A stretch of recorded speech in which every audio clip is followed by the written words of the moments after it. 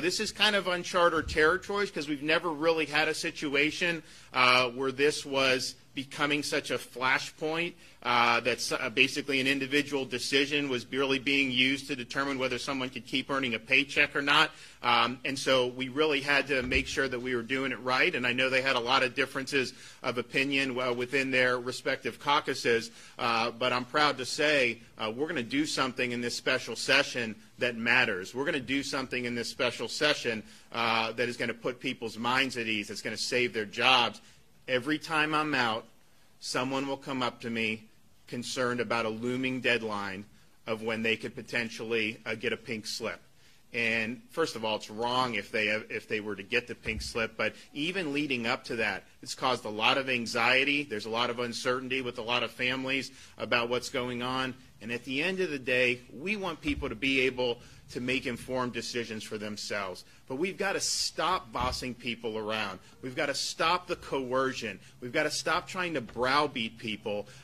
From the very beginning, we said, let's not put people down, let's lift people up. And so that's what we're going to be doing. We're going to be saving a lot of jobs in the state of Florida. We're going to be striking a blow for freedom. We're going to be standing up against the Biden mandates, and we're going to be better as a result of it. I also asked them, while you're at it, let's make sure we put all the issues we can to bed for some of the things that we've been doing. And we've been having these fights. Unfortunately, it used to be parents were in control of their kids' health, education, and upbringing. That would not have even been controversial even 10 years ago. Now you have some folks that say parents shouldn't be involved in their kids' education, and it's really the government and unions and all this that should be.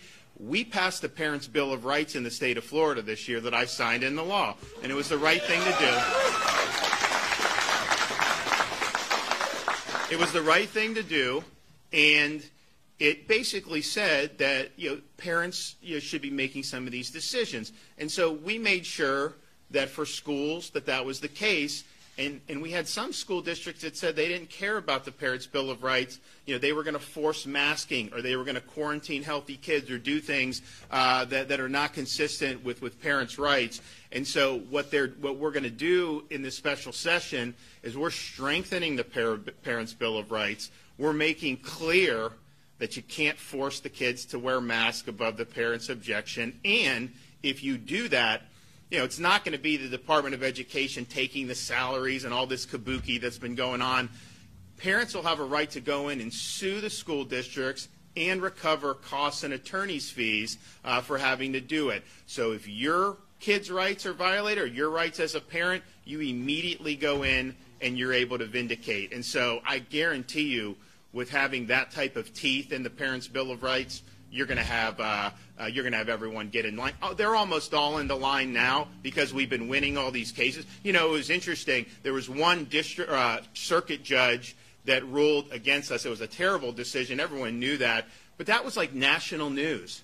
And we've had a flurry of cases where we win all these other cases. You would be hard-pressed to even know those cases are being rendered. Not as much interest, in certain quarters, particularly of the corporate media, about those cases. But we won yet another one last week, and we have some other ones that are going to be coming down. So even with that, we've been right. But it shouldn't even come to having to do all this. It should just be very clear. So the legislature is going to make that clear, and I think that that's something that's very important. And also with respect to kids, we have it in the law, clear, we think, but we don't want to even have any litigation or anything. So it will be made even more abundantly clear that when it comes to COVID vaccines for kids, they cannot be mandated on our school children. That's a parent's decision about whether they want to do that or not.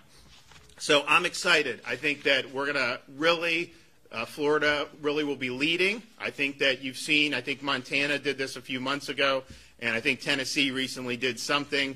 Florida's coming in, and really this is going to save the day for a lot of workers. I don't want to see some nurse get thrown out of their job, having worked throughout the whole pandemic, having cared for COVID patients, and most of these nurses have had COVID and do have immunity, to just throw them out of their jobs all of a sudden now That's not right. And so we want to treat people with respect. We want to make sure people have dignity in Florida, and that's what we're doing here.